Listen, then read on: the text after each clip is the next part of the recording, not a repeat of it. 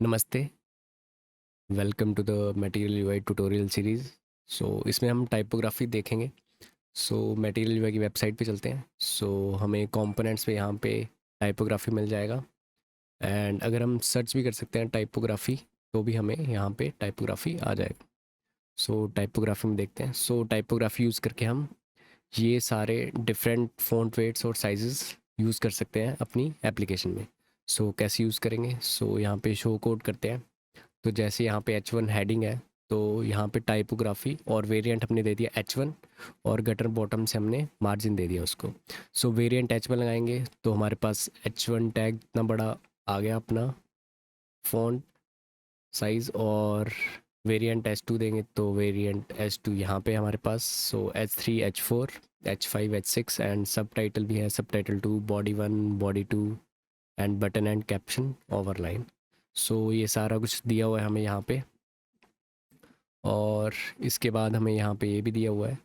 जैसे हमने variant H1 दे दिया, बट हम उसे ब्राउज़र में शो करना चाहते हैं एक S2 टैग से, तो हम उसको component is equal to S2 कर देंगे, तो हमारे पास वो ब्राउज़र में S2 टैग की तरह नज़र आएगा, बट वो होगा H1 टैग की तरह नज़र आएगा और होगा H2 टैग। इसको इम्प्लीमेंट करते हैं, कोड पे चलते हैं।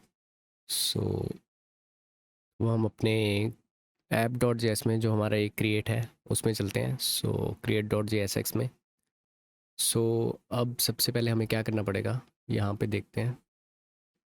ये हमारे पास कोड है, तो हमें इंपोर्ट करना पड़ेगा टाइपोग्राफी फ्रॉम दिस। सो हम यहाँ पे इंपोर्ट कर लेंगे, import typography from material UI. So हमने टाइपोग्राफी इंपोर्ट कर लिया है। हम यहाँ से ऐसे भी कर सकते हैं और यहाँ से कॉपी पेस्ट करके भी यूज़ कर सकते हैं। अब यहाँ पे चलते हैं और यहाँ पे टाइपोग्राफी यूज़ करेंगे टैग को, टाइपोग्राफी। अब इसके अंदर हम लिखते हैं क्रिएट अ न्यू नोट, और आउटपुट चेक करते हैं अब इसका, तो हमारे पास ये आ रहा है। अब हम यहाँ पे चेक करते हैं कि कौन सा टैग आ रहा है हमारे पास। अगर बॉडी में चलें, हमारे पास यहाँ पे ये पी टैग डिनोट हो रहा है। अब अगर मुझे यहाँ पे हम कर देते हैं इसका वेरिएंट, वेरिएंट H1। अगर सेव करें तो हमारे पास ये बड़ा हो गया है और हमारे पास अब यहाँ पे H1 शो हो रहा है। अब ऐसे ही हम कलर्स भी दे सकते हैं। कलर, कलर में आएगा प्राइमरी देते हैं अभी, प्राइमरी। मेरे पास ये ब्लू हो गया, कलर भी इसका चेंज हो गया है। अब इसको हम अलाइन भी कर सकते हैं। Align centre. ये सेंटर में अलाइन हो गया।